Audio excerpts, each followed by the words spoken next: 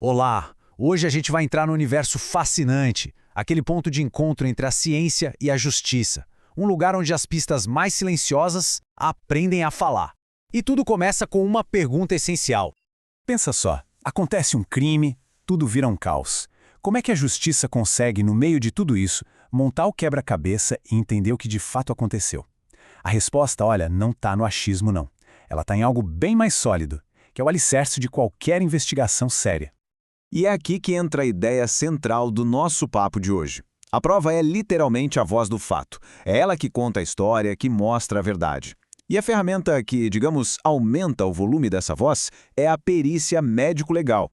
Então bora mergulhar de cabeça nisso. Para começar, a gente precisa entender o que é, afinal de contas, essa ferramenta tão poderosa. O que exatamente define a perícia médico-legal? Olha, de forma bem direta, é quando se usa o conhecimento da medicina e de outras áreas técnicas para esclarecer alguma coisa que a justiça precisa saber. Imagina só, médicos, químicos, biólogos, toda essa galera usando o que sabe para responder perguntas-chave, sabe? Perguntas que um juiz precisa para tomar uma decisão. É a ciência trabalhando pela verdade no mundo do direito. Só que, para a perícia poder trabalhar, ela precisa de uma coisa fundamental, uma base material. E aí que a gente chega num dos termos mais importantes e, olha que curioso, um dos mais mal entendidos de todo o processo penal, o famoso corpo de delito. E a primeira coisa que a gente tem que fazer aqui é quebrar um mito. É isso mesmo. Pode esquecer o que a gente vê nos filmes e séries. Corpo de delito não é, necessariamente, o corpo da vítima. Essa confusão é super comum, mas a verdade é muito, muito mais ampla que isso. Então, se não é o corpo da vítima, o que é? O ponto central é esse. Corpo de delito é a soma de todos os vestígios materiais que o crime deixou para trás. Pensa naquela pegada material do crime, sabe? É basicamente tudo de físico que prova que algo aconteceu.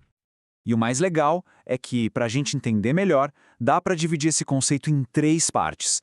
Primeiro, o corpus criminis, que é a pessoa ou a coisa que sofreu o crime. Depois, o corpus instrumentorum, ou seja, as ferramentas usadas no crime.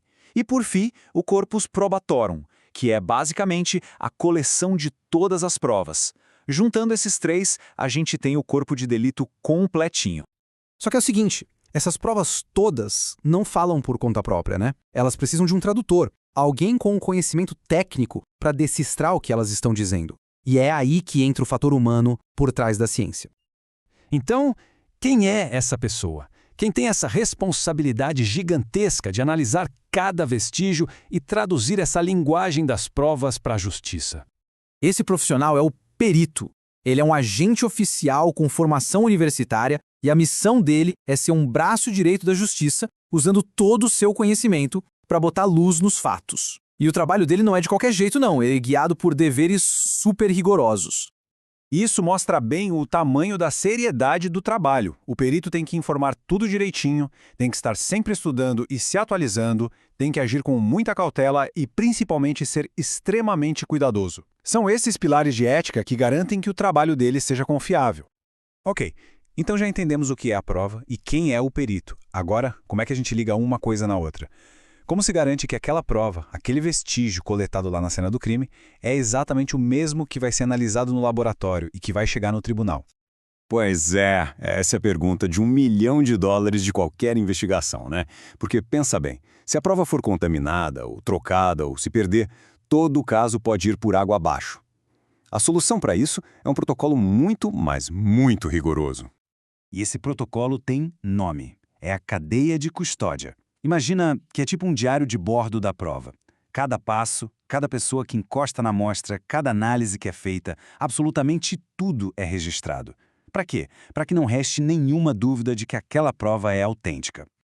Beleza, a prova foi coletada, analisada, sua integridade foi garantida e ela finalmente chega onde precisa, nas mãos da justiça. Mas e aí? Como é que um juiz olha para essa prova científica? Ele simplesmente bate o martelo e aceita tudo que o perito disse? Ao longo da história, surgiram basicamente três jeitos de um juiz avaliar as provas. Tem o sistema legal, onde cada prova tem um valor já definido, tipo uma tabela. Tem o da livre convicção, onde o juiz decide como bem entender, com base na sua consciência, e nem precisa explicar o porquê. E tem um terceiro sistema que tenta achar um meio termo. E aqui no Brasil, o sistema que a gente usa é o da persuasão racional. O que isso quer dizer? Que o juiz vai formar a opinião dele com base nas provas que estão lá, no processo. E o mais importante de tudo, ele é obrigado a explicar, a justificar com lógica por que ele decidiu daquele jeito. Isso leva a gente a uma pergunta final, que é crucial. Se a prova vem da ciência e o sistema exige uma decisão racional, quer dizer que o laudo do perito vira lei? É uma ordem que o juiz não pode questionar? E a resposta é não. Existe uma expressão que diz que o juiz é o peritus peritorum, ou seja, o perito dos peritos. Ele não é obrigado a concordar com o laudo. Mas, e aqui está o pulo do gato, se ele for discordar, seja do laudo inteiro ou só de uma parte, ele precisa justificar essa decisão. Tem que explicar de forma lógica por que ele está rejeitando aquela conclusão. É um equilíbrio muito interessante entre o poder da ciência e o poder da justiça. Bom, a gente está chegando no final da nossa conversa e acho que deu para ver bem como a perícia consegue pegar vestígios que não dizem nada e transformar em provas que falam alto, né? E tudo isso seguindo um caminho super rigoroso e ético. Então, só para a gente amarrar tudo, a perícia dá voz aos fatos. O corpo de delito, lembrando, é o conjunto de todas as provas materiais, e não só a vítima. O trabalho do perito tem que ser totalmente baseado na ética. E no fim das contas, a prova científica serve para ajudar o juiz a tomar uma decisão racional, e não para mandar nele. No fundo, a missão do perito vai muito além do laboratório. O destino real dele é usar a ciência para trazer informação, para dar uma base sólida para a justiça, e com isso ajudar a construir o interesse público e a paz social. E para fechar, fica uma reflexão. A tecnologia não para de avançar, né? A gente tem DNA, inteligência artificial, novas técnicas forenses surgindo o tempo todo. Como será que essa busca pela verdade vai evoluir? O que o futuro guarda para essa voz dos fatos? Fica aí o pensamento. Valeu pela companhia.